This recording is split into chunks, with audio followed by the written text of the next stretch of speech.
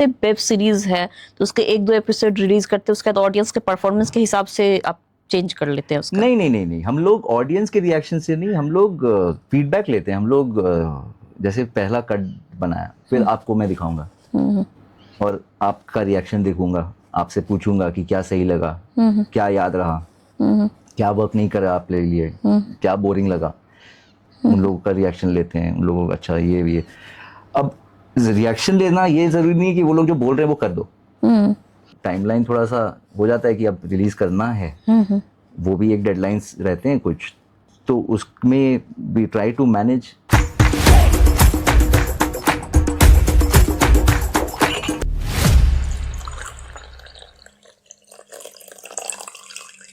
अच्छा, बार बार जैसे आपने कहा कि फीडबैक लेते हैं फिर देखते हैं, फिर उसी फुटेज को आप बार बार देखते हो, बार बार एडिटिंग करते हो, क्योंकि सबका टाइम फ्रेम होगा, हर फ्रेम पे आप, जैसे आपने मुझे बोला एक मैं आम आदमी की तरफ बता दूंगी कि ठीक है, सपोज मान लीजिए मैं एक हॉन्टेड मूवी का एग्जांपल रही, हम एक हॉन्टेड शूट कर रहे हैं, मैं बोल दूंगी ठीक है हमने जो वो लाल किले के पास शूट किया वहां तो मुझे लगा ही नहीं भूत दिख रहा। अब पूरे फुटेज में हो सकता है आपने जाके 12वें मिनट पे लाल किला का इतना सा सीन दिखाया हो, बाकी शूट आपकी कोई फॉरेन हॉन्टेड प्लेस पे हुई हो, कोई राजस्थान में हुई हो, अब आप 12वें सेकंड पे जाके उसको देखेंगे वो अच्छा है कि नहीं, फिर इसी तरह से तमाम लोग अलग अलग देंगे, तो बार बार आप सेम फुटेज तो देखते हैं, सेम थोड़े थोड़े चेंजेस भी मान लीजिए करते हैं, तो आपको कभी ऐसा बोर फील नहीं होता है कि उसी फुटेज को बार बार मैं देख रहा हूँ, बार बार एडिटिंग कर रहा हूँ? नहीं, बोर तो कभी फील नहीं होता है, क्योंकि वो the quest for perfection is so consuming, is all consuming. अच्छा। तो एक बार अगर आप उस क्वेस्ट पे निकल गए हो कि आपको वो परफेक्ट करना है, तो आप वो बार बार वो देखते ही रहोगे, क्योंकि फिर वो मज़ा ही आने लगता है। वो सेम चीज़, अगर आप कोई एक पेंटिंग को देख रहे हो तो उस पेंटिंग को भी देख के आप घंटों खो जाओगे उस पेंटिंग के, कैसे अगर स्ट्रोक्स में चले जाओ, या उसके इमोशंस में चले जाओ, या उसके किसी कैरेक्टर के फीलिंग्स में चले जाओ।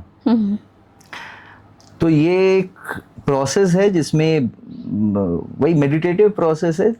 एक इसका बड़ा ही अच्छा एक एग्जांपल है, जैसे समसारा एक होता है, मंडला बनाते हैं बुद्धिस्ट लोग। वो क्या करते हैं, एक रंगोली जैसा बनाते हैं, और वो एक छोटा सा पाइप रहता है, उससे से रगड़ रगड़ के एक एक दाना डाल डाल के एक बड़ा सा एक रंगोली बनाते हैं। जब वो बन जाता है उसको वो लोग थोड़ी देर देखते हैं और उसके बाद फिर वो मिटा देते हैं। अच्छा, मिटा देते हैं? क्योंकि वो जो करने में जो मजा है ना, वही है मजा। वो बन गया तब तो बन गया। The process is the, you have to find perfection in the process. वो है एडिट। अच्छा, तो एक सवाल इसमें और है कि जैसे एडिटिंग बहुत ही टाइम टेकिंग प्रोसेस है, घंटों सिस्टम के साथ बैठना होता है, तो आजकल इतनी बीमारियां चल रही हैं कि लोग बोलते हैं लगातार बैठे रहने से बैक पेन, इस तरह की चीज़ें, आंखों पे भी असर पड़ रहा है, क्योंकि ब्लैक एंड वाइट एडिटिंग तो बहुत कम रहती, कलर रहते हैं अलग अलग कलर, वो भी कहीं ना कहीं आंखों को इफेक्ट्स डालता है। वैसे तो मुझे लगता है चश्मे सारे एडिटर्स को जल्दी लग जाते हैं, जो एडिटर्स ना भी होते हैं अगर एडिटिंग से थोड़ा बहुत अटैच रहते हैं तो उनको भी लग जाते हैं।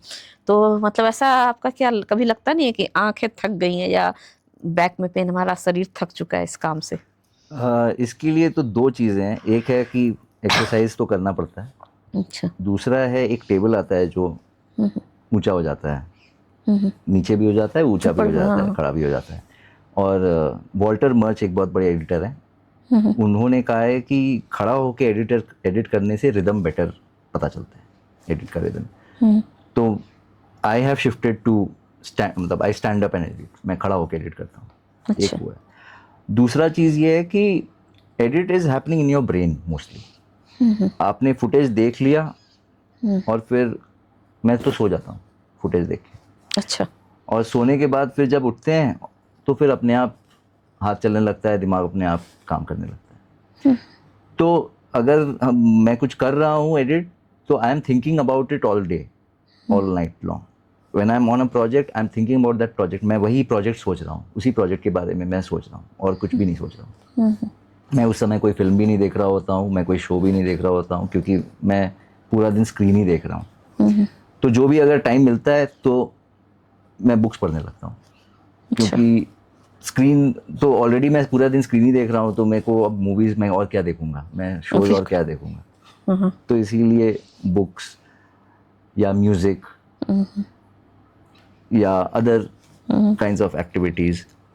तो स्क्रीन अगर देखना है मेरे हिसाब से, मेरे को तो बचपन से वैसा कोई अलग फ़र्क नहीं पड़ा। स्क्रीन तो मैं बचपन से ही देखता आ रहा हूँ।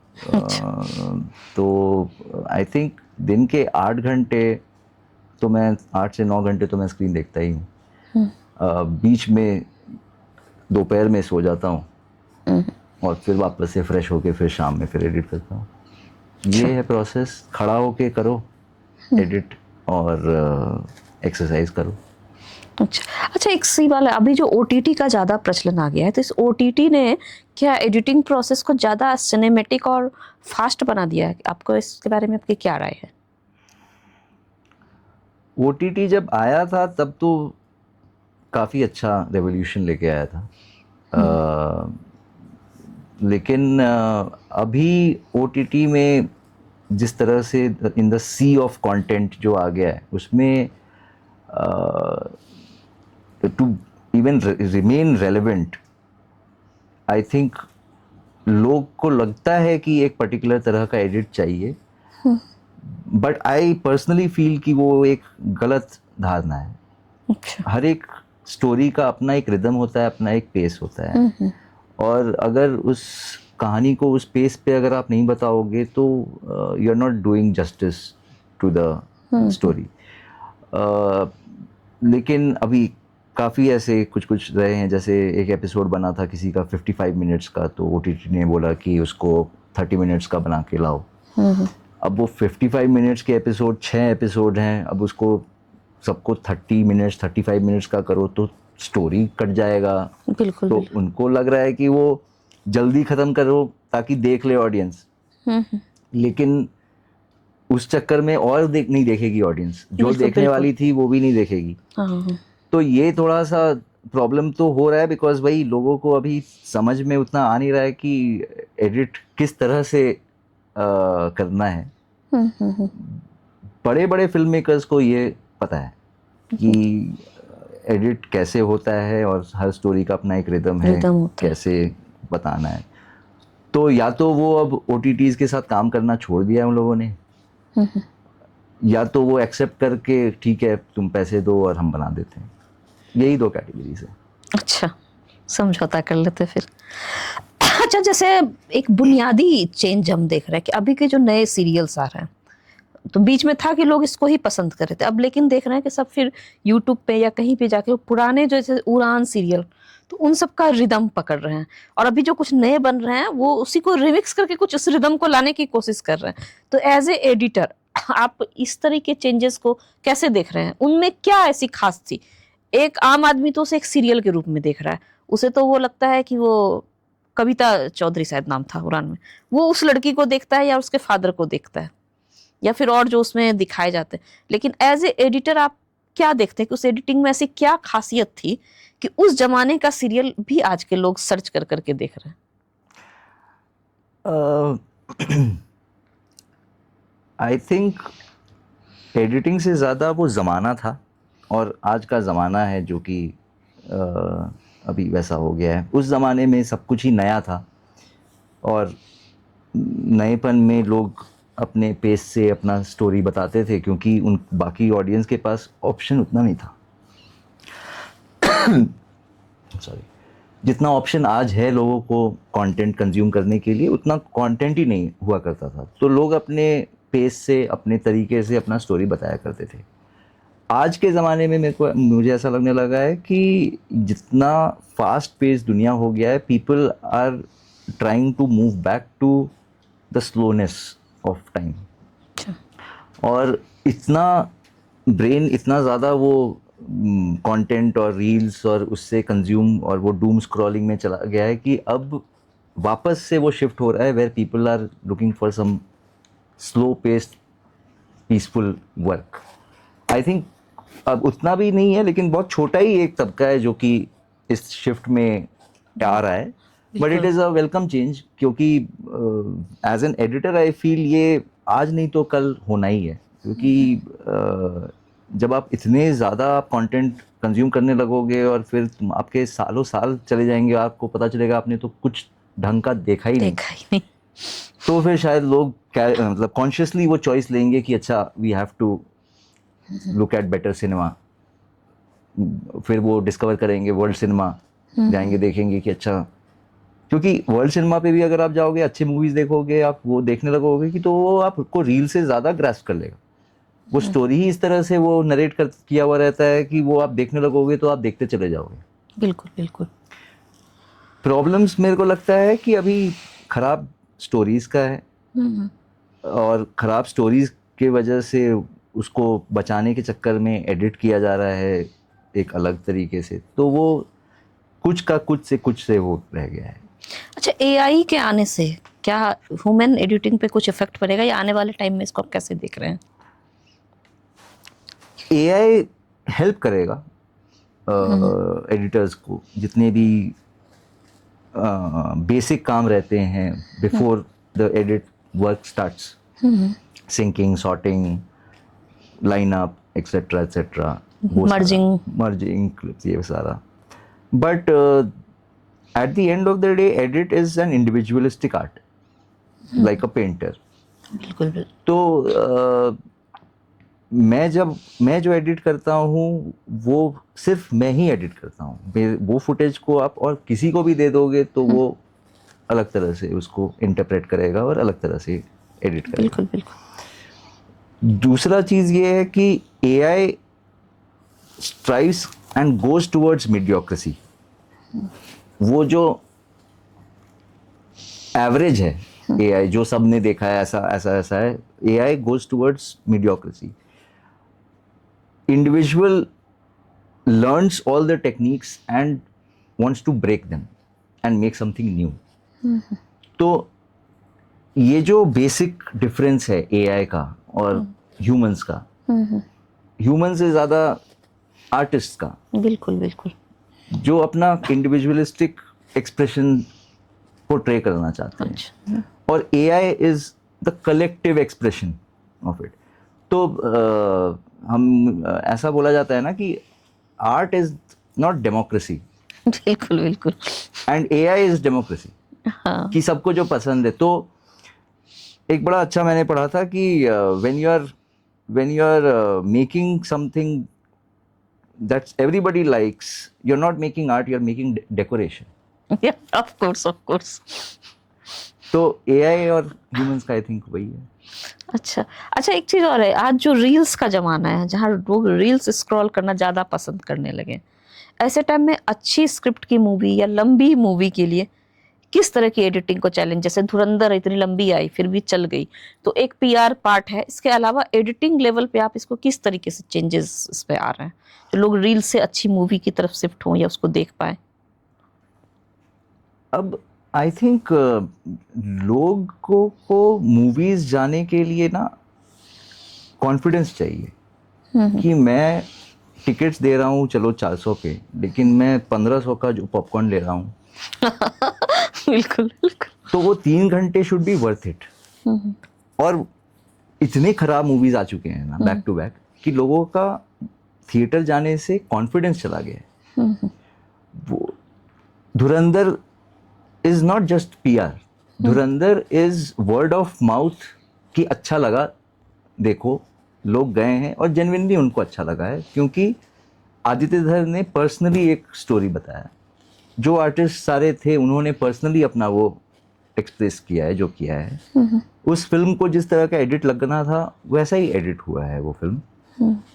तो दे वर नॉट कि हमें रील्स के ज़माने के हिसाब से एडिट करना है या ओटीटी के ज़माने के हिसाब से एडिट करना है। वो फिल्म का जो डिमांड है, वो फिल्म का जो रिक्वायरमेंट है, स्क्रिप्ट का जो ज़रूरत है, जो पेस है, वो उन्होंने रखा है और वो मूवी चली है क्योंकि वो मूवी अच्छी है। मूवी अच्छी बनेगी तो मूवी चलेगी, मूवी अच्छी नहीं बनेगी तो मूवी नहीं चलेगी। तो वही तो, इसमें एडिटर्स का जो है कहीं ना कहीं एडिटर फैक्ट तो दिख रहा है कि एडिटिंग फैक्ट इसमें एडिटर फैक्ट है कि सब चीज़ों को मिलाना, इम्पैक्ट उतना करना। जब आपको हंसाना है लोगों को तो आप हंसा पाना, जब आपको आपको रुलाना है लोगों को तो आप रुला पा रहे हो। ये सारा टेक्निक्स जो एडिट के हैं उसने वही यूज़ किए हैं और इट हैज़ वर्कड। वो उसने ये नहीं सोचा कि अच्छा रील्स में 5 सेकंड में कट हो जाता है तो मैं 5 सेकंड में काट दूं। अगर वो एक्टर परफॉर्म कर रहा है तो उसने एक्टर पे रखा है, फोकस किया है। जो फुटेज क्या होता है ना, फुटेज खुद बता देता है कि किसको हाईलाइट करना, क्या होना है उसके साथ। परफॉर्मेंस अगर नहीं अच्छा रहता है तो वो I am nobody to keep it और नॉट कीप इट। अगर उसने अच्छा परफॉर्म किया है तो मुझे रखना पड़ेगा। अगर उसने परफॉर्म नहीं किया अच्छा तो मेरे को हटाना पड़ेगा। अच्छा, आपने कहा कि उसको रखना पड़ेगा, तो ये बताइए किसी एडिटर में, किसी मूवी में या किसी भी स्क्रिप्ट में किसी एक्टर को हाईलाइट करने के लिए या किसी एक्टर को ही बेस, जैसे कि इसमें अभी आप देख लीजिए वो हाईलाइट हो गया है एक्टर, उसकी और भी मूवीज आई हैं लेकिन वो उसमें उतने हाईलाइट नहीं हो पाए, तो कौन सा एक्टर? रणवीर। तो उसको लेकर के आप मतलब और भी मूवी में उसने अच्छा परफॉर्म किया, खराब किसी में नहीं किया, पर जितना इसको लेकर के वो हाईलाइट हो गया, सुर्खियों में आ गया, दूसरे में उतनी नहीं बना पाई सुर्खियां। तो इसमें आप किस तरीके से देखते हैं एक एडिटर के रोल को, या कह सकते हैं कि स्टार को स्टार बनाने में एडिटर का किस तरह का योगदान है? एडिटर का कोई योगदान उसमें नहीं है। एडिटर का योगदान सिर्फ फिल्म तक ही रहता है। अच्छा। रणबीर कपूर ने अपना काम बैंड बाजा बारात में भी अच्छा किया था। उसने अपना काम लेडीज वर्सेस बहल में भी किया था। उसने अपना काम कंसिस्टेंटली अच्छा किया है। अच्छा। तो अगर कोई कंसिस्टेंटली अच्छा काम करते रहेगा तो वो नज़र में कभी ना कभी तो आ ही जाएगा। तो उसके साथ वो हुआ है कि वो इतने सालों से अच्छा काम कर रहा है, अब फाइनली लोग उसको अप्रिशिएट कर रहे हैं। तो मतलब किसी एक्टर के परफॉर्मेंस को हाईलाइट करने में या उसको स्टोरी डिमांड करता है, स्टोरी के डिमांड के हिसाब से वो डिपेंड करता है। स्टोरी के डिमांड के हिसाब से जितना अगर उसको आप रखोगे वो करोगे, क्योंकि ऑडियंस बहुत तेज है, उसको पता चल जाता है कि कौन ज़बरदस्ती के लिए डाला जा रहा है, कौन ज़बरदस्ती के लिए नहीं डाला जा रहा है। तो इसमें स्टोरी जितना डिमांड करता था उतना रणवीर सिंह को रखा गया है। अच्छा, मतलब एडिटर की तरफ से इसमें कुछ मिर्च मसाला नहीं डाला गया? नहीं, एडिटर ने स्टोरी को जिस तरह से काटना था वैसे ही काटा है। अच्छा, एक चीज और है कि किसी भी रील को, कुछ जो ऐसे रील्स होते हैं वायरल हो जाते हैं, तो उसमें एडिटिंग पॉइंट ऑफ व्यू से आप क्या कहना चाहेंगे? उसमें ऐसी क्या चीजें डाली जाए कि वो वायरल हो जाए?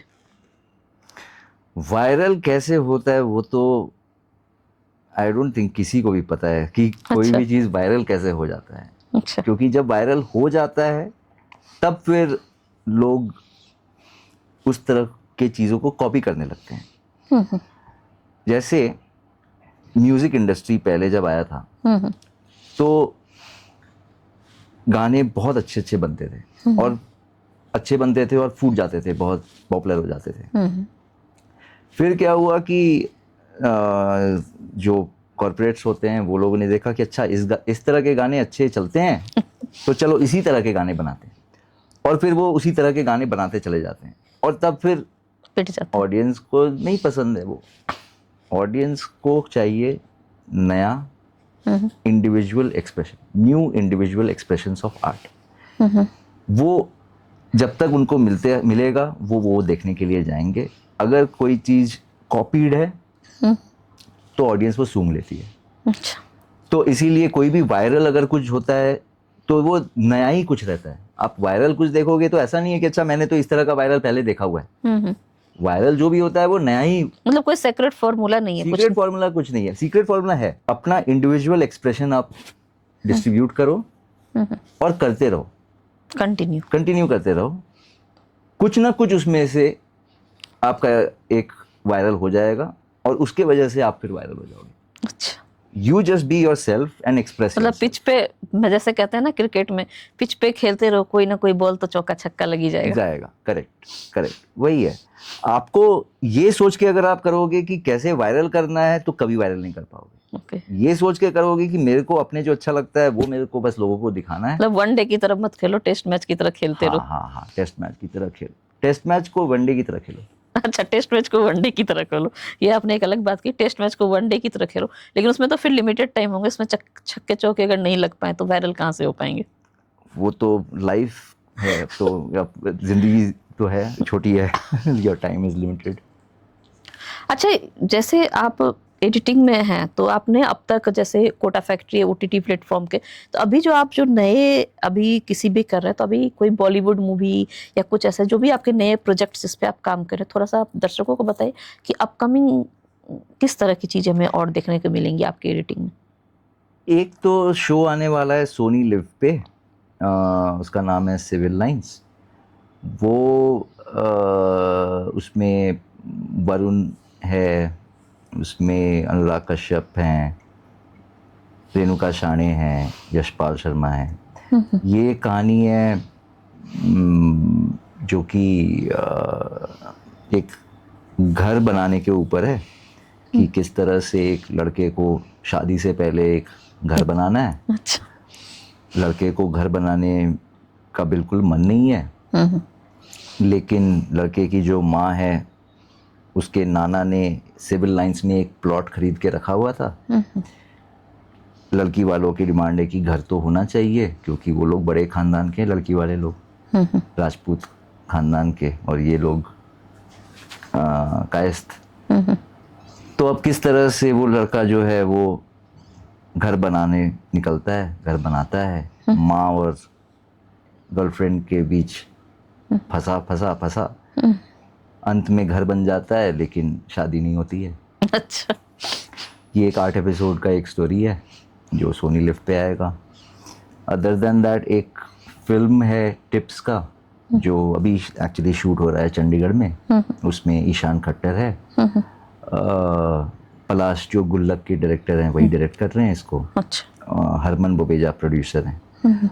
वो फिल्म का नाम जुगाड़ू है, एंड अभी ये शूट ख़त्म होगा I think by mid June.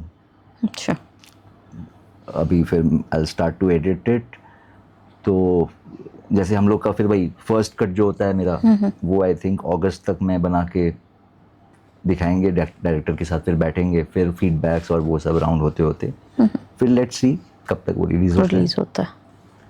अच्छा, एक चीज़ और है कि अभी आपने जैसा कि डायरेक्टर का बहुत ऐसे हॉन्टेड मूवी है, तो कई सारे सोनी पे भी है, कुछ के स्क्रिप्ट मैंने भी कुछ के में लिखे हैं हॉन्टेड में। तो स्क्रिप्ट जो होता है वो नॉर्मल सा होता है, कहीं सच में भूत नहीं आ जाता है, जहाँ आता है कुछ घटनाएं हो ही जाती हैं, तो कैप्चर्स बहुत कम ही, रेयर ही वो होते हैं या कैप्चर नहीं हो पाते कैमरा में। मैं ऐसा नहीं कहती हॉन्टेड नहीं होता है, होती है हॉन्टेड चीजें, लेकिन कैप्चर या तो नहीं हो पाती या तो कुछ ना कुछ हो जाता है। तो इसको जो सिनेमैटिक तरीके से जो हॉन्टेड सीन क्रिएट किया था, इसमें एडिटर किस तरीके से इसको डालते हैं? हाँ, क्योंकि वही सूट अगर मैं जाके सपोज करिए मैं दिल्ली के कुतुब मीनार के पीछे वाले एरिया, कुछ अब बंद भी हो गया है, बहुत पहले वो खुला था तब मैं गई थी, बहुत साल हो गए, आई थिंक 2008-9 की बात होगी, उस टाइम तक अंदर उसके बाद कुछ घटनाएं हो गई थी, हमें कुछ नहीं हुआ, लेकिन हमने सुना है कि हमारे जाने के 1-2 बार कुछ और टूरिस्ट गए थे तो उन लोगों के साथ कुछ घटनाएं हो गई थी वहाँ पे। तो वैसी जो चीजें हैं, हम भी अपने मोबाइल से या नॉर्मल भी कोई आता है, कोई भी कैमरा लेके जाए तो सूट तो वही जगह वही अंधेरा दिखे, कोई भूतनी तो आ नहीं जाती है। तो बहुत रेयर केस में अगर आती होगी तो मुझे लगता है अगर कोई जाता भी होगा उस गलियों में तो एक एक करके लोग ऊपर जाते होंगे। तो अगर सिंगल कोई आगे पीछे किसी एक सिंगल को भूत दिख रहा है तो वो मुझे नहीं लगता वो सरवाइव कर पाता होगा या कर पाती होगी। तो जिसको नहीं दिखता है वही सरवाइव कर रहा है। तो फिर जब भूत कैमरे ने कैप्चर नहीं किया तो एडिटर उसको ऐसे क्या चीजें डालता है कि लगता है कि सच में भूतनी या भूत है? यूजुअली भूतनी ही दिखाई देती है फिल्मों में। तो देखो, सबसे मज़ेदार चीज़ हॉरर का समझना ये है कि horror is about fear of the unknown. अगर आपको पता है कि बाहर में भूत है तो आपको डर नहीं लगेगा, लेकिन अगर आपको लगेगा कि अच्छा भूत है या नहीं है, हो सकता है भूत हो, अच्छा, तब आपको डर लगेगा। Fear of the unknown is what we call it. Okay. अगर एक पैसेज है, शाइनिंग एक फिल्म है स्टैनली क्यूब्रिक की, शाइनिंग, उस that is a master class in horror. एक पैसेज है और उसमें एक बच्चा साइकिल चलाते हुए जा रहा है और वो चला रहा है और आपको अंत तक लग रहा है क्या होने वाला है, क्या होने वाला है, क्या होने वाला है। तो there are these tricks where आप सीखते हो बाय द लेजेंड्स की कैसे किया जा सकता है, ये फिल्म्स में किस तरह से इसको उतारा जा सकता है। खुद से भी कुछ कुछ एक्सपेरिमेंट्स किया जा सकता है कि किस तरह से आप वो इमोशन को कैप्चर करते हो। तो film making is actually a craft जो कि अभी भी एक्सपेरिमेंट करके सीख ही रहे हैं हम लोग कि कैसे किसी चीज़ को हॉरर में कैसे कन्वर्ट करना है या किसी फीलिंग को किस तरह से उतारना है। तो एडिट का उसमें तो आई थिंक वही है कि थोड़ा सा छोड़ना पड़ता है for the audience to feel the fear before they get something to react to. तो mainly horror, actually horror is very tough. Horror horror shoot भी वैसे फिर करना पड़ता है, सिर्फ एडिटर कुछ भी नहीं कर सकता है हॉरर करने के लिए, क्योंकि कॉमेडी तभी भी टाइमिंग का है। शूट हो गया है लेकिन टाइमिंग काट दो, छोटा कर दो, फंक्शनल लाइन और जोक्स के बीच में थोड़ा सा समय कम कर दो, स्ट्रेट फेस में जोक्स लो। तो ये सब कभी भी काफ़ी इजी है दैन आप हॉरर, क्योंकि आप हॉरर के लिए आपको शूट बहुत ही प्रिसाइसली उस तरह से करना पड़ता है। अच्छा, मतलब इसमें एज ए एडिटिंग कुछ ऐसा सीक्रेट नहीं है या कोई ऐसा फॉर्मूला या कुछ हिडन ट्रूथ जिसको आजमाया जा सके? हिडन ट्रूथ आई थिंक वही है कि लेट द ऑडियंस एंटिसिपेट अच्छा। कि क्या होने वाला है। हर बार कुछ होने का ज़रूरत नहीं है, लेकिन आप उसको हर बार वो दिखा के एंटिसिपेशन, अच्छा कुछ नहीं होता है, कुछ नहीं होता है, कुछ नहीं होता है, और फिर आप अगर उसको एक्सपेक्ट कर रहे हैं कि कुछ नहीं होने वाला है और तब आप उसको अगर डराओगे तो उसको ज़्यादा डर लगेगा। Anticipation, play on the anticipation of the audience. Okay okay. अभी आपके कुछ ऐसे भी हैं जिसमें हॉरर की आप एडिटिंग कर रहे हो? एक तो चल रहा है, टीवीएफ का ही एक फिल्म है, उसका नाम है किराएदार। अच्छा। तो मकान मालिक भूत है क्या? जो किराएदार आता है वो भूत नहीं है, लेकिन वो थोड़ा सा साइकोपैथ जैसा इंसान है। अच्छा। आता है बड़ा अच्छा सा बन के अपनी बीवी को लेके जो कि प्रेग्नेंट है, रहने लगता है, बेटे जैसा हो जाता है। फिर ये लोग ट्रिप पे चले जाते हैं, जो भी लैंडलॉर्ड्स हैं। अच्छा। ट्रिप से वापस आते हैं तो ये अलग ही कुछ मूड में है, अलग ही तरीके से व्यवहार कर रहा है। अच्छा। ये लोग अंदर आते हैं तो बीवी को बुलाता है, बोलता है पैर धो इनके। अच्छा। ये लोग भी आश्चर्यचकित हैं कि ये क्या करवा रहा है। बीवी पैर धोती है दोनों के। उसके बाद फिर बीवी जो गंदा पानी है वो पीना पड़ता है, उसको पी लेती है। तो ये लोग कंफ्यूज कि क्या हो रहा है, ये अचानक से ये क्या हो रहा है। फिर वो धीरे धीरे अनफोल्ड होता है कि स्टोरी है आगे फिर। अच्छा, पूरी स्टोरी रिवील नहीं करेंगे अभी। अच्छा, एक चीज बताइए, जो अभी जो फिल्म मेकिंग को आप काफी करीब से देख रहे हैं, मुंबई में इतने सालों से रह रहे हैं, तो कुछ फिल्म मेकिंग का कुछ सीक्रेट हिडन फॉर्मूला जो आम लोग भी छोटी मोटी फिल्में बना सके? खुद से कैमरा लो और फिल्म बनाने के लिए निकल पड़ो। अच्छा। और खुद से ही करके सीखने मिलेगा। खुद का ही फिल्म बनाओ, सीखते सीखते खुद से बनाओ, जो भी बनाना है बनाओ, रोज बनाओ। अच्छा। पहले रील से स्टार्ट करो, मे बी रील नहीं, उसके बाद फिर स्क्रिप्टिंग लिखो। स्क्रिप्ट नहीं तो आगे शूट करो, अपने दोस्त लोग को बुलाओ, दोस्तों से एक्टिंग करवाओ। जिसको नहीं एक्टिंग कर आता है उससे भी ऐसे कुछ करो कि उसको मिल जाए। जैसे सत्यजीत रे के जो कुछ कुछ एक्टर्स हुआ करते थे, वो एक्टर्स नहीं थे, वो नॉर्मल लोग थे, लेकिन उनसे भी उन्होंने इस तरह से एक्टिंग करवाया या एडिट में उतना ही चंक रखा है जिससे वो लगता है कि बहुत अच्छा एक्टिंग कर रहा है। खुद से सब कुछ करो, प्रोडक्शन खुद संभालो, कॉस्ट्यूम खरीदने खुद जाओ, खुद से करो, जो करना है खुद का फिल्म बनाओ। और खुद का फिल्म बनाओगे तभी समझ में आएगा कि फिल्म एक्चुअली में कैसे बनता है। और फिर 1 2 ग्रेड धीरे धीरे आप फिर आप ऐसा कोई हिडन फॉर्मूला नहीं है ना जो लोग नहीं जान रहे हो? सब क्लेम तो करते हैं कि हिडन फॉर्मूला बस वही है कि बड़े बड़े फिल्म मेकर्स जो हैं उनके मूवीज को देखो, लेकिन उनके मूवीज को देखने से क्या होता है कि आपका ओरिजिनलिटी चला जाता है। और एज एन एडिटर मेरे को सबसे ज़्यादा मज़ा फर्स्ट टाइम डायरेक्टर्स के साथ आता है, क्योंकि फर्स्ट टाइम डायरेक्टर्स के पास वो एक्सपीरियंस नहीं होता है। वो लोग बिल्कुल आते हैं एज अ न्यूबी, और वो लोगों को जो अपना सही लगता है वो लोग करते हैं, तो they still have some innocence left in them. एक बार वो लोग फिल्म मेकिंग के प्रोसेस में चले जाते हैं ना, तो फिर वो इनोसेंस चला जाता है और वो प्रैक्टिकलिटी आता चला जाता है। तो I think for a film maker to maintain that originality and that innocence and that individuality की मेरा my mode of expression, the way I want to make it, वो रखना बहुत ज़रूरी है। अच्छा, rather देन कि अच्छा इसने इस तरह से किया था तो ऐसा करते हैं, या यहाँ पे गाने लगते हैं तो यहाँ पे गाने लगाते हैं। अपना खुद का कुछ क्रिएट करोगे तो कुछ डिफरेंट जो आपकी अपनी ओरिजिनल हो, वही तरीका है।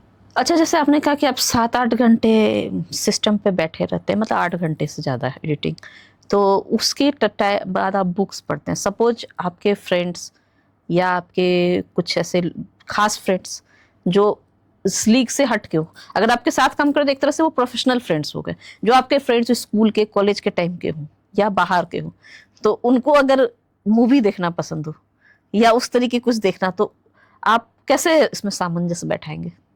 या मैं सारे एडिटर्स के भी यहाँ पे पूछना चाहती हूँ जो इनका यही काम है, तो फिर उनको तो स्क्रीन बिल्कुल बोरिंग लगेगा, वो देखना नहीं चाहेंगे उस टाइम में मूवी हॉल में जाके, क्योंकि आम पब्लिक या आम लोग तो वही चीजें करते हैं ना कि चलो ठीक है वीकेंड है, या तो अगर लड़के बैचलर हैं तो भी चलो मूवी देख लेते हैं, कुछ खा पी लेते हैं, आ जाते हैं।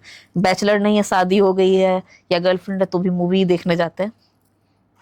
तो मूवी देखने का ऐसा है कि मेरे अराउंड तो वैसे उतने दोस्त हैं नहीं जिनको अब मूवीज़ में उतना इंटरेस्ट है, क्योंकि लोग अब 25-25 हज़ार दे के कॉन्सर्ट जा रहे हैं। आई डोंट थिंक आज तक किसी भी ऑडियंस ने आज तक अपने लाइफ टाइम में 25,000 रुपए फिल्म में इन्वेस्ट किया होगा। People are looking for new modes of entertainment. Film उन्होंने देख लिया, उनका हो गया, उनको समझ में आ गया कि फिल्म में कितना मज़ा मिलता है। तो अगर ऐसे लोग हैं जो फिल्म देखना चाहते हैं तो जाते हैं, बट जनरली हम लोग फिर इंटरवल पे निकल के आ जाते हैं। अच्छा, अच्छा, एक चीज और बताइए, जो आपने कहा कि अब लोग सही में ये रियलिटी हो रही है कि आजकल के जो यूथ, जो बच्चे भी हैं, वो मूवीज देखना ज्यादा पसंद नहीं करते।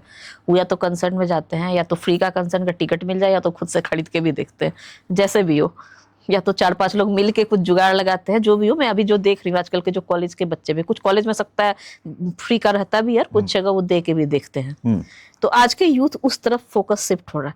तो ऐसे में आप बॉलीवुड इंडस्ट्री को, और ओटीटी प्लेटफॉर्म आ गए, नेटफ्लिक्स जैसे आ गए, यूट्यूब में लोग कर रहे हैं, अब तो लोग हर तरह की चीज़ें यूट्यूब पे भी डाल रहे हैं, नेटफ्लिक्स पे डाल रहे हैं, उसमें भी हो जा रहा है। तो आप बॉलीवुड को आने वाले टाइम में किस तरीके से देख रहे हैं? Bollywood is going through a churning right now. अभी काफ़ी प्रॉब्लमैटिक टाइम तो चल रहा है मेरे हिसाब से बॉलीवुड के लिए। स्टोरीज कम है, but now there are some players who have come in, जो कि ओरिजिनल, जो पीपल लाइक गुल्लक के राइटर को लेके बना रहा है, मैड हॉक एक कुछ बना रहा है, शक्तिशालिनी एक बना रहा है, दुर्गेश ही लिखा है उसको, या और भी बाकी जो राइटर्स हैं जो अच्छा काम कर रहे हैं उनको लेके आ रहे हैं करवाने के लिए। तो वो एक जो ग्रुप था जो पहले बनाया करता था फिल्म्स, वो उसी तरह के फिल्म्स बनाता रहता था जैसे 80s में बना रहा था। फिर एक नया ग्रुप आया जिसने 90s को चेंज किया, 2000s रहा। फिर एक नया ग्रुप आया जिसने नेक्स्ट डेकेड के कुछ अच्छे अच्छे फिल्म्स बनाए। अब फाइनली वो OTT आ गया है एक्चुअली। अब OTT के आने के वजह से अभी वो ट्रांजिशन में है, जब जो एक नया जनरेशन जो फिल्म में जाना था वो OTT में चला गया है, और फिर OTT में उनको वो बनाने नहीं मिल पा रहा है, तो वो फिर वापस फिल्म्स में आना चाह रहे हैं, लेकिन अब फिल्म्स में उतने पैसे नहीं रह गए हैं, तो वो वापस OTT में जा रहे हैं। तो ये अभी एक खिचड़ी चल रहा है, खिचड़ी फेंच चल रहा है। लेकिन ये मंथन आएगा इन अ फ्यू इयर्स। मुझे लगता है कि ये वापस सेटल डाउन हो जाएगा, where films will become mode of good story telling back again, क्योंकि लोग फिर उसी तरह की चीज़ें देखना पसंद करेंगे जो उनको अपील करता है। और अब लोग इतने स्मार्ट हो गए हैं कि पीआर और मार्केटिंग से भी वो लोग कन्विंस्ड नहीं है, they have to know it from like a word of mouth. कोई देख के आएगा, वो बताएगा, और तभी वो लोग बिल्कुल देखने के लिए जाएंगे। तो जब तक ये जैसे अपना धुरंधर बना, it is a very welcome change. ये एनिमल चली, धुरंधर चली, सैयारा चली, तो ऐसा भी नहीं है कि नहीं चल रहा है फिल्म्स। अगर फिल्म्स अच्छी बनाओगे, शिद्दत से बनाओगे, अपना एक पार्ट उसमें डालोगे उस कहानी में, तो वो चलेगी। मार्टिन स्कॉर्सेज़ी ने कहा था कि the most beautiful film is the most creative film is the most personal one. बिल्कुल। तो आप जितना पर्सनल स्टोरी बताओगे उतना लोग देखना चाहेंगे, क्योंकि लोग आपकी कहानी जानना चाहते हैं। लोगों को पता है बाकी सब क्या हो रहा है, they want to know deep inside how one person feels.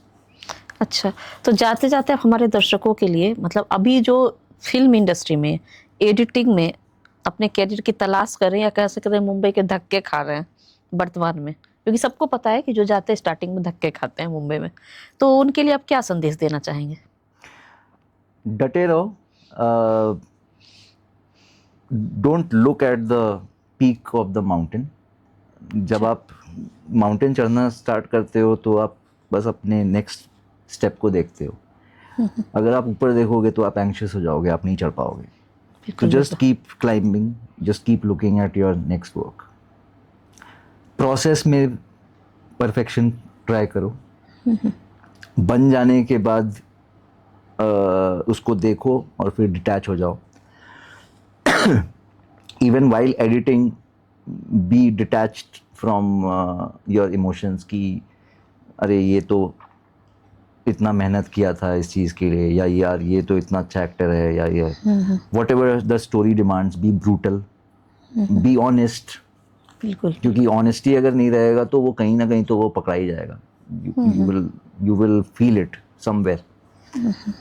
तो ऑनेस्टली अपना जो सही लगता है वो अपने डायरेक्टर को कम्युनिकेट करो, वो अपनी टीम को बताओ, लगे पड़े रहो, काम करते रहो, ठीक करते रहो, उसी के ऊपर बार बार क्या अच्छा लग रहा है 10 बार, 15 बार, 100 बार, 50 बार देखते रहो उस चीज़ को। क्या देखते रहोगे 10 बार देखोगे तब एक बार चमकेगा कि अच्छा यहाँ पे ये कर सकते हैं। अच्छा, 100 बार देखोगे तब लगेगा कि अच्छा यहाँ पे ये कर सकते हैं। तो इसीलिए keep watching your footage, keep watching your cuts. तो उनको इस स्ट्रगल में आप क्या कहना चाहेंगे? उनके लिए इसमें अच्छा स्कोप है जो इस पे स्ट्रगल कर रहे हैं काफ़ी, तो और कितना समय तक उनको ये स्ट्रगल करना पड़ सकता है ताकि वो इसके लिए भी तैयार रहें? मतलब एक तो बाय लक क्लिक हो जाता है किसी का जल्दी, लेकिन एक एवरेज साइज। देखो, अगर जब तुम प्रोसेस में हो और तब तुमको अगर स्ट्रगल लग रहा है तो तुम कुछ और काम करने को चले जाओ। अच्छा, स्ट्रगल तो नहीं लगना चाहिए। अच्छा। जब कर रहे हो तो मज़ा आना चाहिए, मज़ा करते रहो। अगर कभी भी लगा, अब जब लोग बोलते हैं तब मुझे लगता है कि अच्छा मैं जो कर रहा था वो स्ट्रगल था। हाँ, मतलब लोग ही जो जिनको जो देखते हैं उनको करते हुए स्ट्रगल समझ में आ जाता है कि ये भी स्ट्रगल ही कर रहे हैं, तो उनके लिए क्या कहना चाहेंगे? शिद्दत से लगे रहो, और जो करने में मज़ा आता है वो करो, और जो काम मिलता है वो तो कर ही लो। क्योंकि स्टार्टिंग में पैसे वैसे के लिए मत सोचो, नेटवर्किंग का सोचो। काम मिलेगा, काम से काम मिलता है। बिल्कुल, बिल्कुल। तो पैसे के लिए पहले भागने लगोगे तो काम भी चला जाएगा और नेटवर्किंग भी चला जाएगा। नेटवर्किंग में चली जाएगी। तो लेकिन इसका मतलब ये भी नहीं है कि बिल्कुल सस्ते में काम करते रहो या कुछ भी करते रहो। एक बार अपना काम दिखा दिया, उसके बाद फिर दूसरी जगह फिर करो काम सस्ते में, उसी की जगह पे काम फिर से सस्ते में मत करो अगर कोई तुमको वापस से बुला रहा है तो लेकिन मेक श्योर कि तुम ऐसा काम करो कि लोग तुम्हें वापस बुलाएं। बिल्कुल, बिल्कुल, बिल्कुल। इतने अच्छे से करो और अच्छे अच्छे चीज़ें देखो, वर्ल्ड सिनेमा देखो, Akira Kurosawa, Martin Scorsese, Stanley Kubrick, Thelma Schoonmaker के फिल्म्स, वॉल्टर मर्च के फिल्म्स, फ्रांसिस फोर्ड कपोला, अपना सत्यजीत रे फिल्म, सत्यजीत रे सर के फिल्म्स, ऋषिकेश मुखर्जी, सारे बहुत सारे लेजेंड्स हैं जी बिल्कुल जिनके बिल्कुल। आप फिल्म्स देखोगे और आप उनको डाइसेक्ट करना स्टार्ट करो, आप अच्छा, स्क्रिप्ट आपने भी लेके जैसे बैठो। सत्यजीत रे, ऋषिकेश मुखर्जी जी की फिल्म की बात की, तो उस जमाने की जो मूवीज थी उसमें जो वाइब्स आती थी वो आज की मूवीज में नहीं आ रही है। इवन आप धुरंधर की बात करो, सैयारा की बात कर लो, ये मूवी हॉल में इतने चले, पर वो वाइब्स कहीं ना कहीं इसमें नहीं आ रही है। तो आप कैसे देख रहे हैं कि लोग उसको भी पसंद कर रहे हैं, इसको भी पसंद कर रहे हैं, ये भी चल रही, तो किस तरीके से एडिटिंग का ऐसा क्या फैक्टर है इसमें? एडिटिंग का इसमें ऐसा फैक्टर नहीं है, इसमें तो फिल्म एज अ होल का ही है, उस समय का ही है। अभी का समय जो डिमांड करता है, उस समय का समय जो डिमांड, मतलब जो एक्सप्रेशन था उस समय के लिए, मोनालिसा लोग आज भी देख रहे हैं, हम्म। और बैंक्सी को भी आज ही लोग देख रहे हैं। बैंक्सी जो पेंटिंग्स करता है, जी जी। नया वाला कंटेम्प्रेरी वाला। तो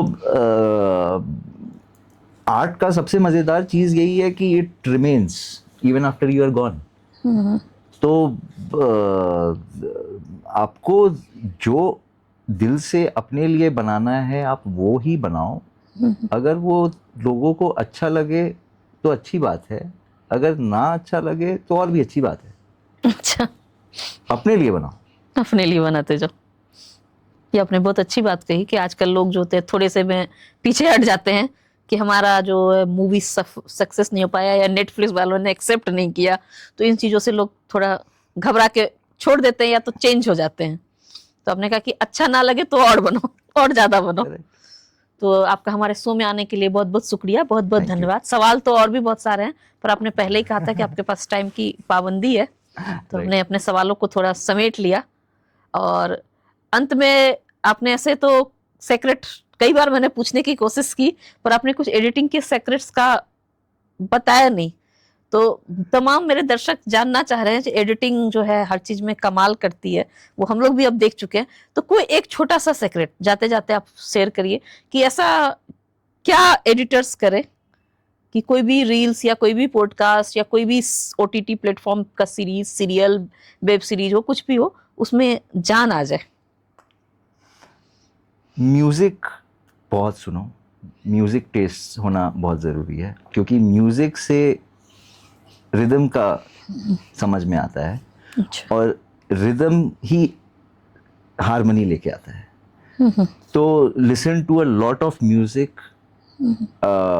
ट्रिक ये वैसा है जो अपने ब्रेन को ट्रेन करने के लिए है टुवर्ड्स रिदम, अच्छा। towards finding the harmony. Music is the only place where all the instruments come together. तो जिस तरह से सारे instruments come together to create a harmony, उसी तरह से आपका एडिट में सारा परफॉर्मेंसेस, डीओपी का, सिनेमाटोग्राफी, डायरेक्शन, प्रोडक्शन का, प्रोडक्शन डिज़ाइन, आर्ट, व्हाटएवर जितना भी सब कुछ है, आप उसका मिश्रण करते हो, and it needs to be in the right rhythm. Music is something जो कि वो आपके ब्रेन को ट्रेन करता है to find the right rhythm.